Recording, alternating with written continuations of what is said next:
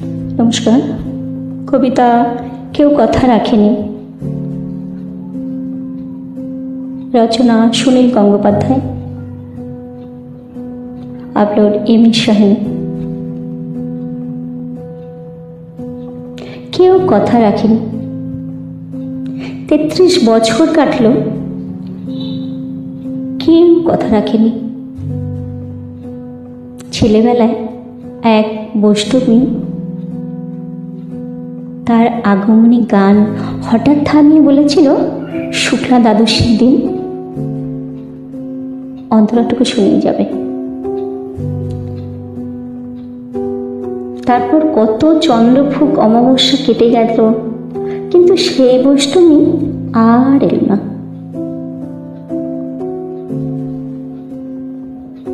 পঁচিশ বছর প্রতীক্ষায় আছি। মামাবাড়ির মাঝি নাদের আলী বলেছিল, বড় হও দাদা ঠাকুর, তোমাকে আমি 3 প্রহরের বিল দেখাতে নিয়ে যাব। সেখানে পদ্ম ফুলের মাথায় সাপ আর ভ্রমর খেলা করে। নাদের আলী, আমি আর কত বড় হব?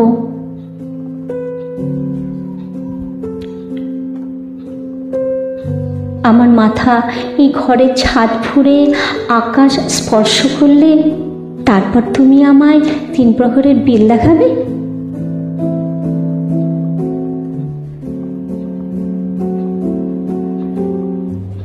একটাও রয়্যাল গুলি কিনতে পারিনি কখনো। লাঠি লজেন্স দেখিয়ে দেখিয়ে চুষেছে নস্কর বাড়ির ছেলেরা। ভিখারির মতন চৌধুরীদের গেটে দাঁড়িয়ে দেখেছি। ভেতরে রাস উৎসব, অবিরল রঙের ধারার মধ্যে সুবর্ণ কঙ্কন পরা ফর্সা রমণীরা কত রকম আমোদে এসেছে। আমার দিকে তারা ফিরেও চায়নি। বাবা আমার কাছেই বলেছিলেন,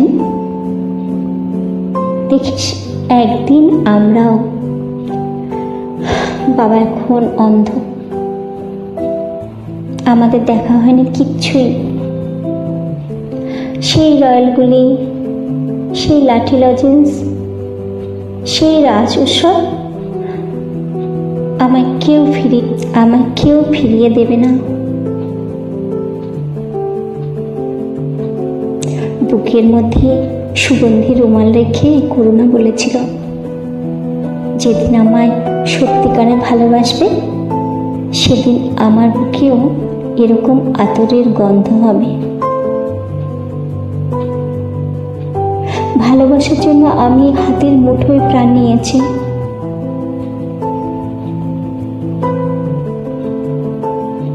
দুরন্ত ষাঁড়ের চোখে বেঁধেছি লাল কাপড়। বিশ্ব সংসার তন্ন তন্ন করে খুঁজে এনেছি 108টা নীল পদ্ম, তবু কথা রাখিনি বরুণা। এখন তার বুকে শুধুই মাংসের গন্ধ।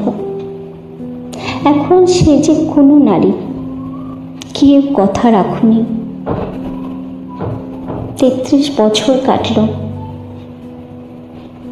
কেউ কথা রাখে না। অসংখ্য ধন্যবাদ, সঙ্গে থাকবেন। Thank you so much.